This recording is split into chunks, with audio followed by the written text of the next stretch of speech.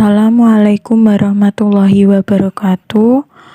Kami dari kelompok 2 dan saya selaku moderator kelompok 2. Kami akan mempresentasikan karya sastra puisi untuk mata kuliah konsep dasar bahasa Indonesia yang diampu oleh Bapak Manggala MPD. Adapun nama anggota kelompok saya Anissa Pepi Maharani, Siti Lufikasari, Amalia Maratu Solihah, dan Fajri Muhammad Azim. Apakah kalian tahu apa itu puisi? Dalam KBBI, puisi diartikan sebagai ragam sastra yang bahasanya terikat oleh irama, mantra, rima, serta penyusunan larik dan bait. Menurut H.B. Jasin, puisi adalah karya sastra yang diucapkan melalui perasaan dan pikiran serta tanggapan terhadap suatu hal tertentu. Sedangkan menurut Sumardi, puisi merupakan sebuah karya sastra yang dipadatkan, dipersingkat, dan diberi irama bunyi sehingga memiliki kata yang bermakna kiasan. Dan menurut Wadunton, puisi adalah ekspresi konkret yang bersifat artistik dari pikiran manusia dalam bahasa emosional dan berirama. Perkembangan karya sastra puisi dari masa ke masa. Puisi pertama kali muncul 5.000 tahun yang lalu. Puisi 5.000 tahun yang lalu ini ditemukan oleh Mesopotamia dengan bentuk tulisan paku. Dan puisi ini juga diyakini berasal dari ritual kuno dan digunakan sebagai nyanyian dengan tujuan untuk melakukan upacara seperti upacara keagamaan, pernikahan, hingga pemakaman. Lalu hadirlah puisi yang dipercaya sebagai puisi tertua hingga saat ini, yaitu The Epic of Gilgamesh pada sekitar tahun 2100 hingga 1200 sebelum Masehi. Beranjak memasuki masa pertengahan, tepatnya pada masa perang dimulai, muncul bentuk puisi baru. Contohnya salah satu puisi yang hadir pada abad ke-12 ini berjudul Beowulf sekitar tahun 700 hingga 1000 Masehi. Puisi ini bercerita tentang seorang pejuang yang berusaha untuk menyelamatkan rakyatnya. Dan pada era ini juga muncul para penyanyi untuk menyanyikan puisi tentang keindahan serta kekuasaan Tuhan. Memasuki tahun 1100 Masehi, puisi mulai tumbuh tapi tidak begitu berpengaruh seperti sebelumnya. Karena zaman ini orang banyak bersikap terbuka dan meluapkan emosinya melalui puisi dan bisa menyebabkan masalah mental. Dan mulai abad ke-18 ini mulai muncul puisi-puisi romantis tentang kehidupan sehari-hari. Untuk slide selanjutnya akan disampaikan oleh teman saya, Anissa Pepi Maharani.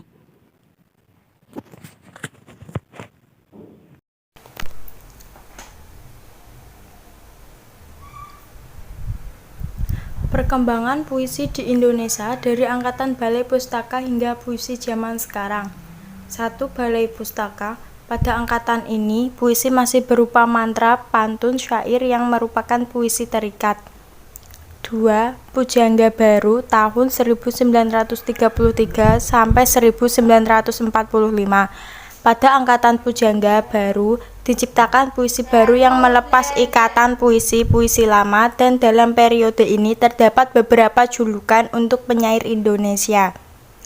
3. Angkatan 45 tahun 1945 sampai 1953. Pada periode ini dilakukan perubahan menyeluruh. 4. Periode tahun 1953 sampai 1961. Pada periode ini membicarakan masalah kemasyarakatan yang menyangkut warna kedaerahan, sifat revolusioner yang berapi-api. Mulai mereda puisi pada periode ini banyak mengungkap subkultur, suasana muram, masalah sosial, cerita rakyat, dan mitos. 5. Angkatan 66 tahun 1963 sampai 1970. Periode ini didominasi oleh sajak demonstrasi atau sajak S. 6.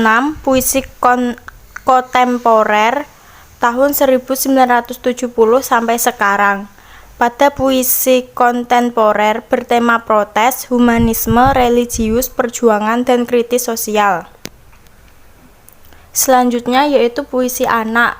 Puisi anak adalah puisi yang dapat dibaca oleh anak, ditinjau dari pengalaman faktual dan pengalaman imajinatif. Puisi anak ditulis dengan kata-kata pilihan, metafora, dan gambar untuk menggambarkan imajinasi, memori, dan emosi. Namun, puisi anak kebanyakan menggunakan kata-kata yang mudah dipahami anak. Kata-katanya hening, tidak prismatik. Robert Frost menyarankan bahwa puisi harus menyenangkan bagi anak-anak dan membantu anak-anak mengembangkan pengetahuan baru dan cara baru untuk memahami kehidupan mereka. Menurut Riris Sarumpait, puisi anak harus memenuhi unsur kriteria yaitu unsur tabu, disajikan gaya hidup, dan fungsi yang diterapkan. Selanjutnya saya kembalikan ke moderator. Contoh puisi anak yang berjudul Ibu. Setiap kali membuka mata dengan mata mengantuk, mereka tersenyum kepadaku. Saat ku lelah dan jauh dari mereka, mereka langsung cemas kepadaku. Sekalipun sakit, mereka tetap menyayangiku. Saat ku tersenyum, mereka ikut tersenyum. Saat ku sedih, mereka memeluk dengan kasih sayang. Walaupun aku akan diterjang badai, orang tuaku akan selalu melindungiku. Walaupun kehilangan orang yang kucintai, tapi tetap orang tuaku yang menjadi nomor satu untuk menemaniku. Untuk slide selanjutnya akan disampaikan oleh teman saya, yaitu Fajri Muhammad Azim. Fungsi puisi anak. Yang pertama, mendengarkan dan membaca puisi bisa membuat anak berlatih imajinasi. Yang kedua, anak bisa mendapatkan psikologi yang baik untuk menghadapi dan mengatasi masalah dengan baik. Yang ketiga, puisi anak akan membuat anak semakin banyak wawasannya dan bisa mengetahui arti kehidupan. Yang keempat, irama yang indah akan membuat anak menikmati puisi dan tertarik untuk membacanya, bahkan berusaha membuat puisi sendiri dengan indah. Yang kelima dapat membantu seorang anak untuk lebih memahami perasaan dan pandangan orang lain. Dan untuk slide terakhir akan disampaikan oleh teman saya, Amalia Ma'aratus Solihah. Jenis puisi anak. Menurut Hook, pada tahun 1987 merekomendasikan adanya 7 tipe atau bentuk puisi untuk anak, yaitu 1. Balada, yaitu puisi naratif yang diadaptasikan untuk nyanyian atau yang memberikan efek terhadap lagu. Karakteristik balada seringkali menggunakan repetisi, rima, dan ritme yang ditandai serta refrain yang kembali saat balada dinyanyikan. Balada biasanya berkaitan dengan perbuatan heroik dan mencakup kisah pembunuhan, cerita yang tak terbalas, perseteruan, serta tragedi. Dikaitkan dengan puisi balada untuk anak-anak, salah satu alternatif yang dapat dipilih adalah A. Menyeleksi puisi-puisi balada yang diciptakan oleh penyair. B. Menyeleksi lagu-lagu balada yang telah ada selama ini. Khusus untuk 2 butir pertama, seleksi didasarkan atas kesesuaiannya dengan kehidupan anak-anak serta kebermaknaan bagi mereka. 2. Puisi naratif yaitu salah satu bentuk puisi anak yang menceritakan suatu kejadian khusus atau episode cerita yang panjang. Jenisnya dapat berupa lirik, soneta, atau ditulis dalam bentuk sajak bebas. Tetapi persyaratannya harus dipenuhi, yakni harus menceritakan kisah atau cerita tertentu yang sebenarnya tidak ada ceritanya.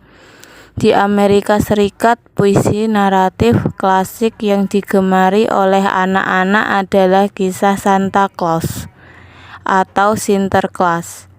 Tokoh ini digambarkan keluar malam-malam menjelang Natal untuk membagi-bagi hadiah kepada anak-anak. Puisi naratif lain yang disenangi anak-anak di Amerika usia di bawah 7 tahun adalah cerita binatang. 3. Liris, yaitu puisi jenis ini biasanya bersifat pribadi tanpa ditetapkan panjangnya atau strukturnya, kecuali pada unsur melodi. 4. Limerik, yaitu puisi limerik merupakan sajak 5 baris dengan baris pertama dan keduanya berimaan, baris ketiga, keempat bersifat persetujuan, dan baris kelima biasanya berisi pengakhiran. Puisi jenis ini juga ditandai oleh adanya nada humor, keganjilan, dan keanehan pengucapan. Anak-anak pada usia tingkat pertengahan sudah dapat menikmati puisi limerik. Hal ini disebabkan oleh kemampuan berpikir mereka yang sudah pada tingkat berpikir simbolis dan abstrak. 5. Sajak bebas, yaitu sajak tanpa pola matra dan panjang lari, tak terikat pada konvensi struktur dan pokok isi, disusun berdasarkan irama alamiah. 6. Haiku, yaitu salah satu bentuk puisi Jepang kuno yang berkembang pada abad ke-13 Masehi. Haiku terdiri atas 17 suku kata. Baris pertama dan ketiga berisi 5 suku kata, dan baris kedua terdiri atas 7 suku kata. Hampir setiap haiku dapat dipilih menjadi 2 bagian, yakni 1. Uraian yang berisikan acuan atau langsung atau tidak langsung, biasanya pada cuaca. 2. Berisikan pernyataan tentang mood atau suasana hati. Hubungan kedua bagian itu disiratkan baik kesamaannya maupun perbedaan penceritaannya.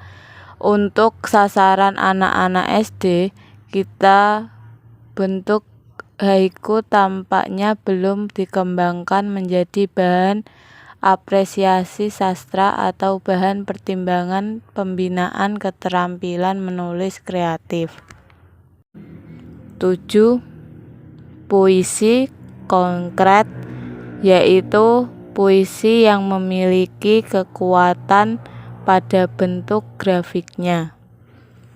Sekian, saya kembalikan ke moderator. Sekian presentasi dari kelompok 2 yang menyampaikan materi tentang karya sastra puisi. Terima kasih sudah menonton. Wassalamualaikum warahmatullahi wabarakatuh.